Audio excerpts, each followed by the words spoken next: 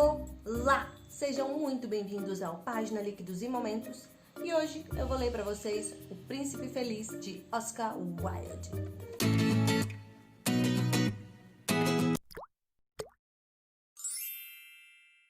Mas antes da gente ir para a história, eu queria falar para vocês sobre esta edição maravilhosa. Os contos completos de Oscar Wilde, da Landmark. De acordo com a contracapa, esses contos foram escritos entre 1888 e 1891, durante o período mais feliz e menos turbulento da vida do escritor. Para quem não sabe, o Oscar Wilde teve uma vida muito conturbada, cheia de altos e baixos, cheia de polêmicas. Mas isso é assunto para outro vídeo.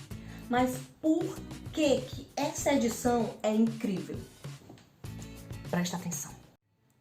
É uma edição bilíngue, português e inglês, capa dura, perfeito pra gente que tá estudando inglês, querendo aprender este novo idioma. De um lado é em português, do outro lado é a mesma página, só que na versão em inglês. E isso é no livro inteiro. É muita emoção.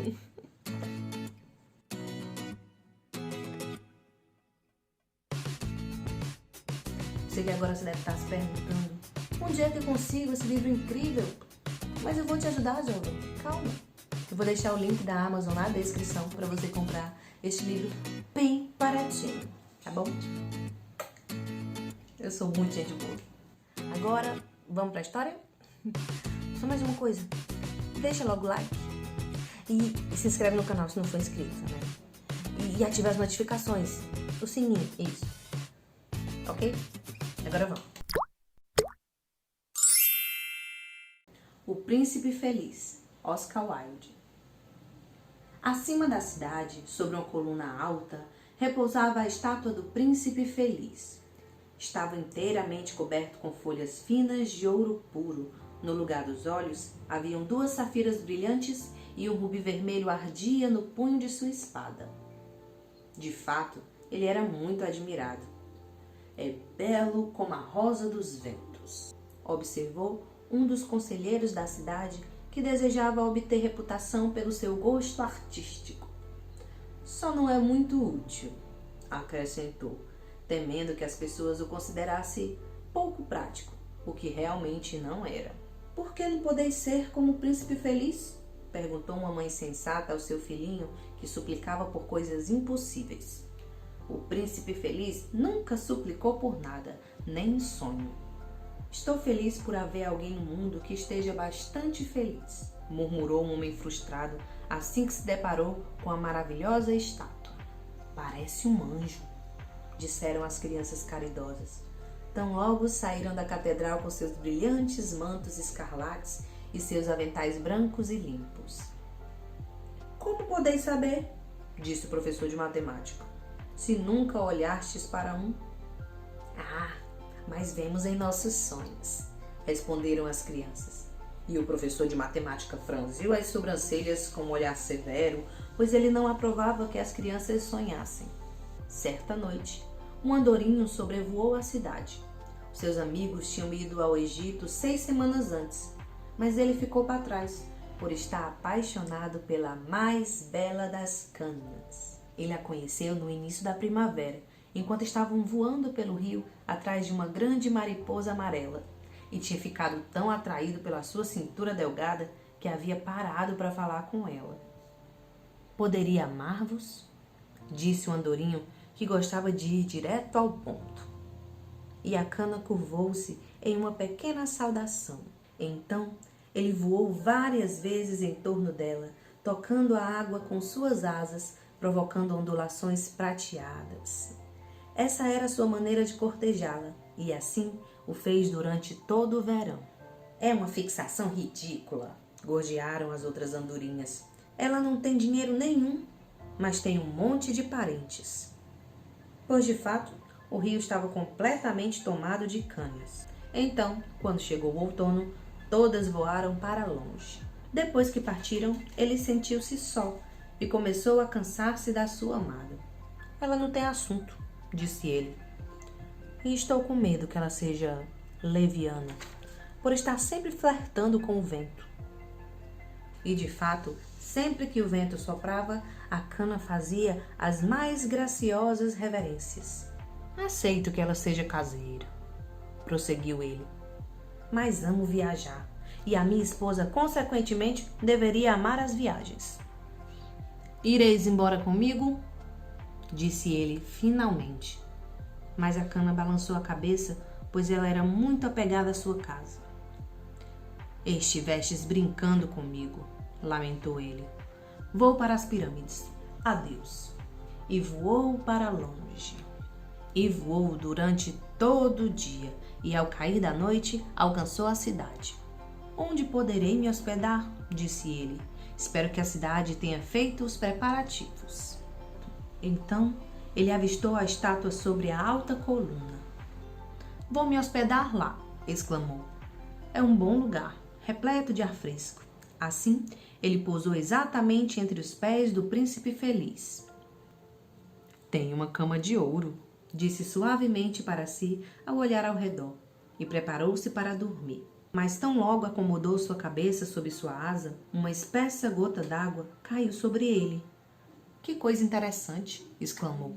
Não há uma única nuvem no céu e as estrelas estão perfeitamente claras e brilhantes. E ainda assim chove?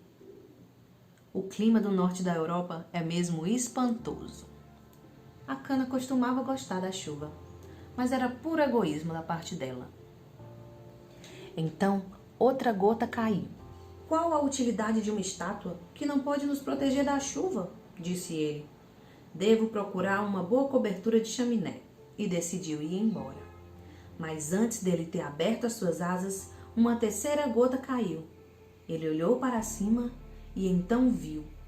Ah, o que ele viu? Os olhos do príncipe feliz estavam repletos de lágrimas, e as lágrimas escorriam pela sua face dourada. O seu rosto estava tão belo sob a luz da lua que o andorinho tomou-se de pena.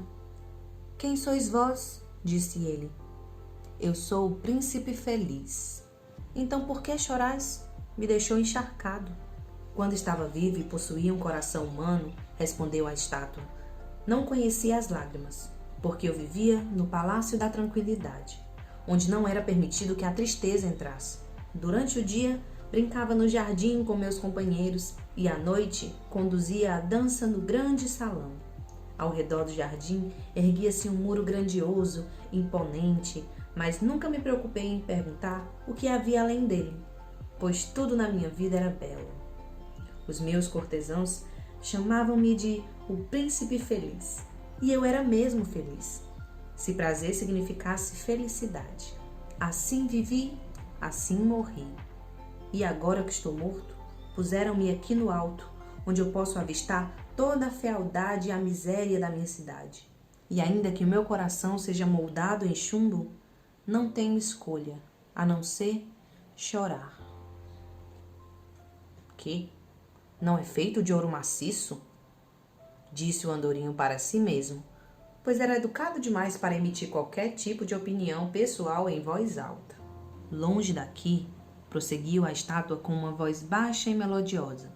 Numa pequena rua há uma casa pobre. Uma das janelas está aberta e atrás dela posso ver uma mulher sentada à mesa. O seu rosto é frio e macilento. As suas mãos são vermelhas e ásperas, picadas de agulha por ser costureira. Está bordando flores de maracujá em um vestido de cetim para a dama de honra preferida da rainha usar no próximo baile da corte. Numa cama no canto do quarto, o seu pequeno filho está deitado enfermo, está febril e pede por laranjas. A sua mãe nada lhe oferece, além da água do rio, e por isso ele chora. Andorinho, andorinho, pequeno andorinho, não podereis levar-lhe o rubi do cabo da minha espada? Meus pés estão presos ao pedestal e não posso me mover. Esperam por mim no Egito, disse o andorinho. Meus amigos voam por todo o Nilo e conversam com as enormes flores de lótus. Em breve dormirão na tumba do grande rei. O próprio rei está pintado no sarcófago.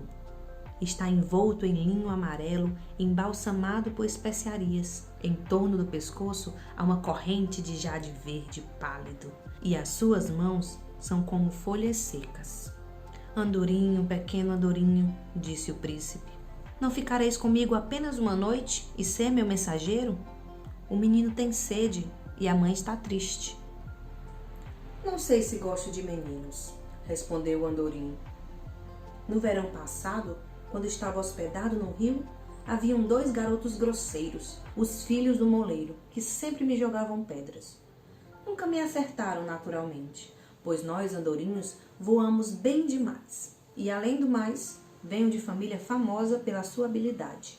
Mas, ainda assim, isso demonstra desrespeito. Mas o príncipe feliz parecia muito triste, e o andorinho arrependeu-se. Está muito frio aqui, disse, mas ficarei convosco por uma noite, e serei vosso mensageiro. Muito obrigado, pequeno andorinho, disse o príncipe. Então, o andorinho removeu da espada do príncipe o grande rubi e voou carregando no bico por sobre os telhados da cidade. Passou pela torre da catedral, onde estavam esculpidos anjos de mármore branco. Passou pelo palácio e ouviu o som da dança. Uma bela jovem veio à sacada com seu amado. Como são maravilhosas as estrelas, ele disse para ela, e como é maravilhosa a força do amor. Espero que meu vestido esteja pronto para o baile da corte, disse ela. Ordenei que fossem bordadas flores de maracujá, mas a costureira é tão preguiçosa. Ele passou pelo rio e viu as lanternas penduradas nos mastros dos barcos. Passou pelo gueto e viu os velhos judeus barganhando entre si, pesando dinheiro em balanças de cobre. Por fim, chegou à casa pobre e olhou para dentro. Na cama, o menino agitava-se febril e a mãe havia caído no sono de tanto cansaço.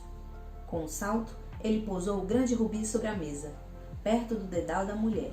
Então, voou gentilmente ao redor da cama, abanando as asas na fronte do menino.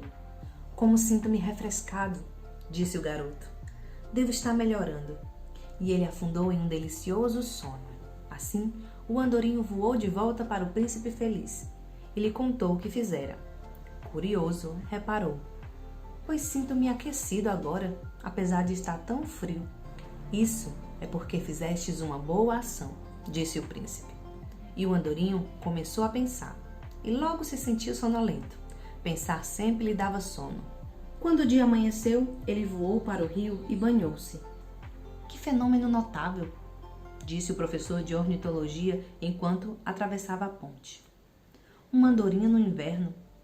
E escreveu um longo artigo sobre o fato para o jornal da cidade. Todos citaram o artigo, pois estava repleto de palavras que ninguém entendia.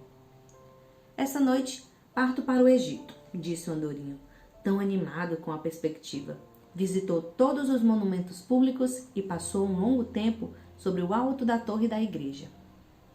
Onde quer que fosse, os pardais gorjeavam e diziam entre si, que visita ilustre, e ele se divertia muito. Quando surgiu a lua, ele voou de volta para o príncipe feliz.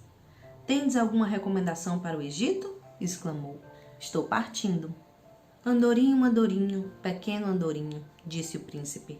Não ficareis comigo uma noite mais?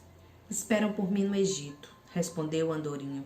Amanhã, meus amigos voarão sobre a segunda catarata.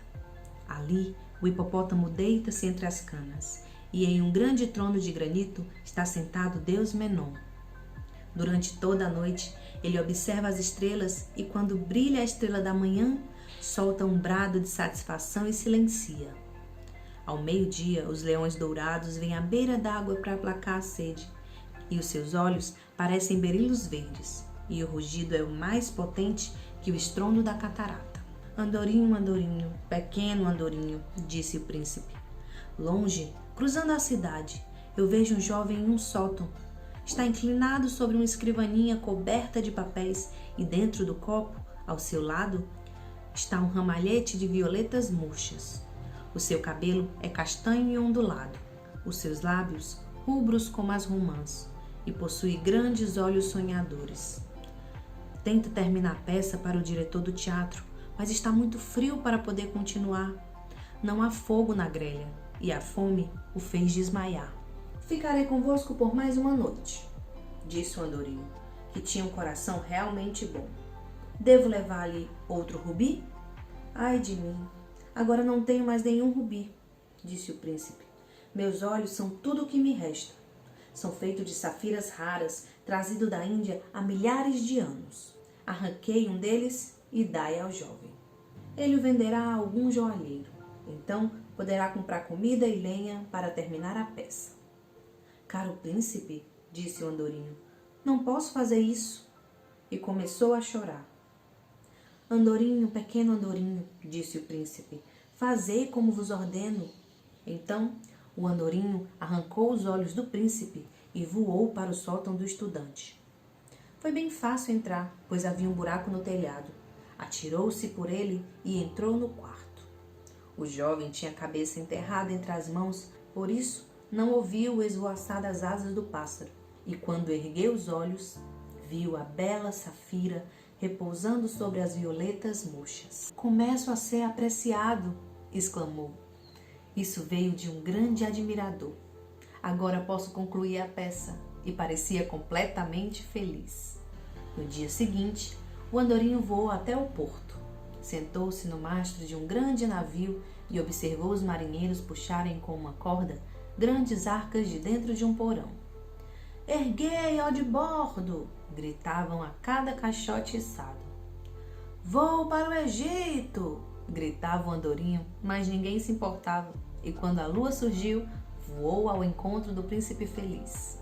Vim dar-vos adeus, exclamou ele. Andorinho, andorinho, pequeno andorinho, disse o príncipe. Não ficareis comigo uma noite mais? É inverno, respondeu o andorinho, e a neve gelada logo chegará. No Egito, o sol aquece as palmeiras verdejantes e os crocodilos deitam-se na lama. Os meus companheiros fazem ninhos no templo de Baalbek. Querido príncipe, preciso deixar-vos, mas nunca vos esquecerei. E na próxima primavera trarei 2 belas joias no lugar daquelas que vós ofertastes. O rubi será o mais rubro que a rosa vermelha, e a safira será tão azul quanto o grande mar.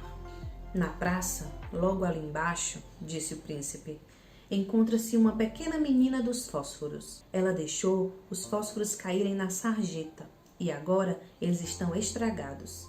Apanhará do seu pai se não levar nenhum dinheiro para casa, e por isso está chorando. Ela não tem meias ou sapatos, e sua cabecinha está descoberta. Arranqueis o meu outro olho e dai-vos a ela, para que ela não apanhe do pai.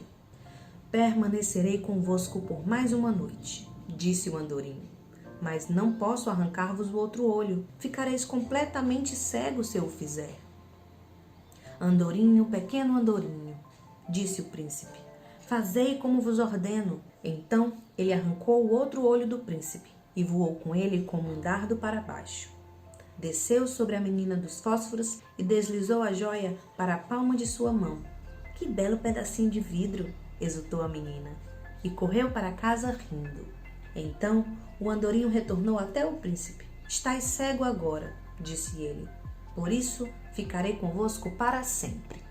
Não, pequeno andorinho, disse o príncipe, deveis ir para o Egito. Ficarei sempre convosco, disse o andorinho, e dormiu aos pés do príncipe. No dia seguinte, ele se sentou no ombro do príncipe e contou-lhe histórias sobre o que via nas terras estrangeiras. Contou-lhe sobre os ibis vermelhos que ficam enfileirados nos bancos de areia do Nilo, apanhando peixes dourados com os bicos. Falou sobre a esfinge, que é tão antiga quanto o próprio mundo, que vive no deserto e que tudo sabe. Sobre os mercadores que caminham lentamente ao lado dos seus camelos, carregando contas de amba nas mãos. Contou-lhe sobre o rei das montanhas da lua, negro como ébano e que venera um imenso cristal. Sobre a grande serpente verde que dorme em uma palmeira e que possui 20 sacerdotes para alimentá-la com bolos de mel. Querido andorinho, disse o príncipe, contaste-me a respeito de coisas espantosas. Porém, o mais espantoso de tudo é o sofrimento dos homens e das mulheres. Não há mistério tão grande quanto a miséria. Voai por toda a minha cidade, pequeno andorinho, e dizei-me o que avistas por lá. O andorinho sobrevoou a grande cidade e viu os ricos se divertindo em suas belas casas, enquanto os mendigos sentavam-se nos portões. Voou por becos escuros e viu as faces lívidas das crianças famintas, olhando indiferentes e desanimadas nas ruas sombrias. Sobre o arco da ponte, 2 pequenos garotos deitavam-se nos braços um do outro, tentando se manter aquecidos. Como estamos famintos, diziam. Não podem deitar aqui, gritou o guarda, e eles vagaram pela chuva afora. Então, o andorinho retornou e contou ao príncipe o que havia visto. Estou coberto de ouro puro, disse o príncipe. Devereis retirá-lo folha por folha e dar-vos aos pobres. Os vivos sempre acham que o ouro pode fazê-los felizes. Folha por folha do refinado ouro, o andorinho retirou, até o príncipe tornar-se completamente tosco e cinzento. Folha por folha do refinado ouro, ele entregou aos pobres. E o rosto das crianças se tornaram mais rosados. Elas riam e brincavam nas ruas. Temos pão agora, exultavam. Então veio a neve, e em seguida a geada. As ruas pareciam feitas de prata, de tão brilhantes e resplandecentes. Longos pingentes de gelo, como punhais de cristal, penduravam-se nas beiras das casas. As pessoas cobriam-se de peles, menininhos usavam gorros escarlates e deslizavam sobre o gelo. O pobre pequeno andorinho sentia cada vez mais frio, mas não abandonaria o príncipe, pois o amava muito. Colhia migalhas na frente da padaria quando o padeiro não estava olhando e batia as asas na tentativa de manter-se aquecido. Por fim, ele percebeu que estava morrendo. Só teve forças para voar até o ombro do príncipe mais uma vez. Adeus, querido príncipe, murmurou. Vós me permitirias beijar a vossa mão? Estou contente que finalmente voarás para o Egito, pequeno andorinho, disse o príncipe. Ficastes tempo demais, mas deveis beijar-me nos lábios, pois eu o amo. Não é para o Egito que estou partindo, disse o andorinho. Estou indo para a morada da morte. A morte é a irmã do sono, não é? Beijou o príncipe feliz nos lábios e caiu morto aos seus pés. Nesse momento, um estranho barulho ecoou do interior da estátua, como se algo tivesse se quebrado. De fato, o coração de chumbo partiria-se em 2. Fazia, sem dúvida, um frio extremamente severo. Logo cedo, na manhã seguinte, o prefeito caminhava na companhia dos conselheiros da cidade. Ao passar pela coluna, olhou para a estátua. Meu Deus, como o príncipe feliz parece acabado, disse ele. Deveras acabado, exclamaram os conselheiros da cidade, que sempre concordavam com o prefeito, e puseram-se a olhá-la. O rubi desprendeu-se da espada, os olhos se foram e não está mais dourado. Na verdade, parece pouco melhor que um mendigo. Pouco melhor que um mendigo, replicaram os conselheiros da cidade. E há até mesmo um pássaro morto aos seus pés, prosseguiu o prefeito. De fato, precisamos editar uma proclamação proibindo pássaros de morrerem aqui. E o escrevente da cidade redigiu uma nota com a sugestão. Então, derrubaram a estátua do príncipe feliz. Como perdeu sua beleza, perdeu também sua utilidade, disse o professor de arte da universidade. Derreteram a estátua na fornalha e o prefeito convocou uma reunião da corporação para decidir o que seria feito com o metal. Precisamos de uma outra estátua, naturalmente, disse ele. E deve ser uma estátua de mim mesmo. De mim mesmo, disseram cada um dos conselheiros da cidade e começaram a discutir. Da última vez que ouvimos falar deles, ainda estavam discutindo. Que coisa estranha, disse o inspetor dos operários da fundição. Esse coração partido de chumbo não derrete na fornalha. Deveríamos atirá-lo fora. E arremessaram-no em um monte de poeira onde também jazia o andorinho. Trazei-me as 2 coisas mais preciosas da cidade, disse Deus a um dos seus anjos. E o anjo trouxe-lhe o coração de chumbo e o pássaro morto. Fizeste a escolha acertada, disse Deus, pois no meu jardim, no paraíso, este passarinho deverá cantar para sempre. E na minha cidade de ouro, o príncipe feliz deverá louvar-me.